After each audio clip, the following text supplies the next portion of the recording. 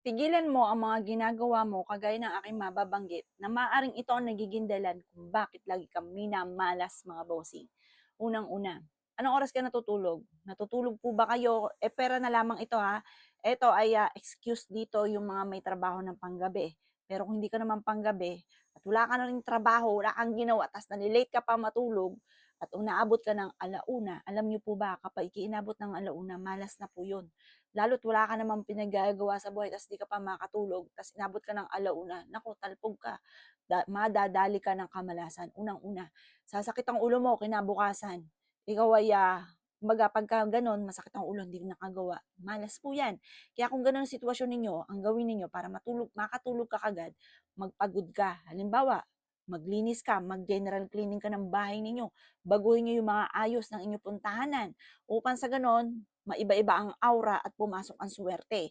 Pahila-hilata ka lang diyan tapos ikaw ay daing ng daing pa. Pangalawa ha, ang pangalawa, unang-una inaabot ka ng alauna ng pagtulog na wala namang kakuwenta-kuwenta ang ginagawa. Pangalawa, yung tipong daing ng daing, tapos wala ka namang ginagawa sa buhay. Ang tao na daing ng daing or kaya may ginagawa siya pero lagi binubukas sa bibig, daing ng daing, walang-wala, hikahos, ang daming problema, lubog sa utang. 'Pag gano'n ka, ina-attract mo lagi, parang wini-welcome niyo lagi ang malas. Ikaw po ba isa sa gano'n? Kamusta po ba? Sinuwerte po ba kayo kapag gano'n? Kapag ika'y daing ng daing? Walang mangyayari kapag daing ka ng daing, kapag sinabi mo na sinabi ang mga problema mo, walang mangyayari po diyan. Puro malas ang darating po diyan. Kaya tigil-tigilan niyo yung mga ganyang sitwasyon. At ang pangatlo, kamusta ang inyong puntahanan? Malinis po ba 'to? Lalo na ang inyong kwarto kung saan ka nagpapahinga. Baka hindi ka makatulog, ang dami ng negatibo po diyan. Mag-general cleaning ka, magpakapagod ka, mag-general cleaning ka. Linisin mo 'yan ng maayos, pati ilalim ng inyong higaan. Maaaring 'yan ang nagiging dahilan kung bakit lagi kang minamalas, kung bakit hindi ka makatulog dahil ang dami ng negatibo po diyan na kailangan nating or kailangan ninyong alisin mga bossing. Ayan, unang-una, kapag inabot ka ng alauna, malas po yun. Pero na lang, excuse dito yung may trabaho. Pero kung wala kang trabaho, hindi ka makatulog, kulang ka sa pagod, kailangan magpakapagod ka, maglinis ka, mag-general cleaning ka ng bahay ninyo, magbunot-bunot ka ng damo dyan, magtanim ka ng halaman. Ewan ko na lamang, pagdating ng hapon, bagsak ka na sa sobrang antok.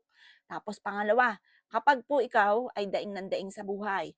Pangatlo, kapag po ikaw ay yung tipong napakadumi ng tahanan, malas po 'yun, pati lalo na ang kwarto, hagdanan lalo na, huwag kang uupo diyan sa hagdanan, malas po 'yan. Basta mainam laging malinis lahat. Lahat ng inyo pong parte ng inyong tahanan laging malinis. Kaya mag-general cleaning ka na kapag napanood niyo po ito. Yan yung tatlong bagay na laging minamalas ka, yan ang dahilan. Kaya tigil-tigilan niyo na po yan. Kaya kung gusto niyo kayo'y suwertehin, yung mga nabanggit ko, yan ang pinakamayor, bago-baguhin niyo po yan at mag-general cleaning ka na. Magsimula ka ng humawak ng walis tambot daspan, pati mga basahan. Mainam pa yung timbang tubig, lagyan mo ng kaparanggot na suka, tapos yan ang ipampunas niyo ng inyong mga pintuan. Mag-general cleaning ka na kasi malapit na magpasko. Kailangan alisin na natin yung mga kamalasan na yan para sa 2026, welcome natin ang kasaganahan. O siya mga boss, good luck po sa inyo po lahat.